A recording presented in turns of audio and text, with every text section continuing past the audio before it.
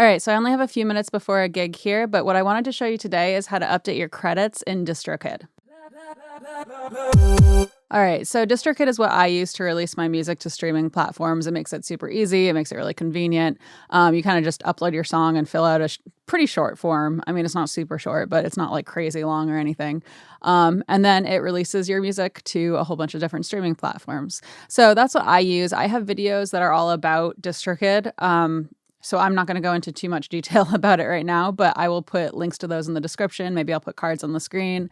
What I wanted to show you today has to do with credits. So it's really important to credit everyone properly that works on a song, right?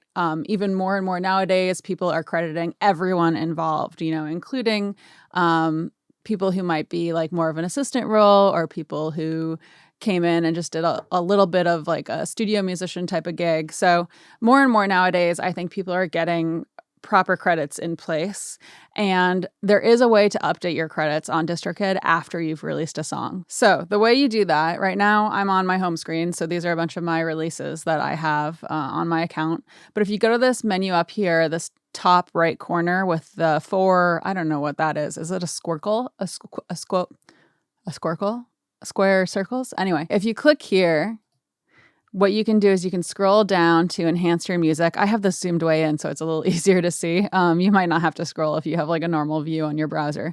But enhance your music, and then you can go to credits here. It'll go to this page that shows you all the songs that you personally uploaded. So it won't show you any songs that are split that someone else was the one to upload, but it will show you the ones that you are actually the one that uploaded it. So it'll show you that, and it'll show you some details about the credits. Like it's telling me this single has credits. Great. So I have a bunch of songs here. This is my first Clance and I'm song. So I'm going to click on this, and it's going to give me a little pop-up here. And it's basically telling me like certain streaming platforms are going to ignore certain categories. So I'm like, okay, you want to kind of get to know which ones tend to pop up in the streaming platforms that you care about. For example, if you care about Spotify, you probably don't want to say co-producer. You want to choose the producer option. So I understand. So that's why, for example, here I have producer instead of, if you want to change things, you could pick like producer, and then for details, you could pick like co-producer. I tried doing that and it did not display on Spotify, so I had to change it to producer and then producer again. So you can kind of explore that, figure that out. But basically, all you do is to add an actual credit here. You click like I did here, and you choose the role that the person has. There are a whole bunch of different roles that you can choose here. And then you choose, a sub role, I guess is what it would be. So like producer and then producer, or you could say like engineer. I'm engineer on a lot of these things. And then you just add the person's name. You don't even have to add their email. I don't believe. I think every time I've done this, I have not added the email. So you just put their name and then you hit save. And then when you're done, let me just do something here. Let's see. I'll add one. I'll do mastering engineer because I did master this one. Whether that was a good decision, I don't know. So I'm going to add that. I save this credit. And then once I'm done editing these, I can delete ones. And, if, for example, we wanted to change this from singing and vocals to something else kind of similar, like performance or whatever the categories are, then I could delete this one and add another one. But once I have it how I like it, then I hit done, submit to streaming services, and it's going to do that for me. So there's like there's a time delay. Obviously, it takes them some time to update all these things to streaming services since they're not personally running all the streaming services, right? But you give it some time and it'll pop up in your streaming service of choice, hopefully. So that's how you do it. It's really important to keep track of everyone that works on a song and then to give proper credit. It's very, very, very important. So, make sure you do this. If you have not done so already, go check your credits for all your songs and make sure that it's all put in there properly. And I think that's all I wanted to show you today. So I'm sorry today's video may not be useful to a lot of people on the channel. I know not everyone uses DistroKid, but for those that do, I thought it might be worth doing this video. So I hope you like it. Let me know what you think in the comments below. As always, like, comment, subscribe, hit the notification bell. I'd appreciate all of that stuff. And I do have a Patreon. So it's patreon.com/CatoNoise, and my patrons get access to additional content.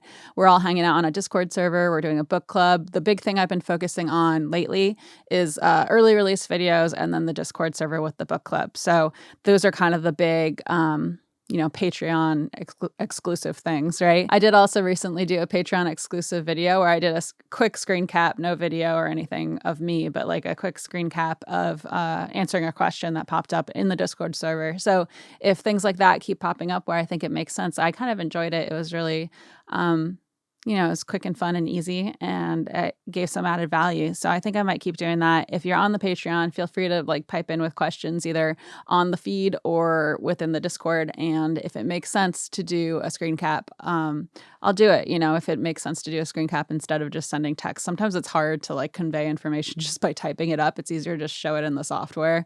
So yeah, that's a thing. I don't know what else I'm going to say here. Oh, I have some new merch. Let me grab it. I'm going to show it to you. Okay. So if you're on the Patreon, you might have seen this design before. I had my friend Becca make this design for the channel. She's a local graphic designer, artist. And so she made this design for us.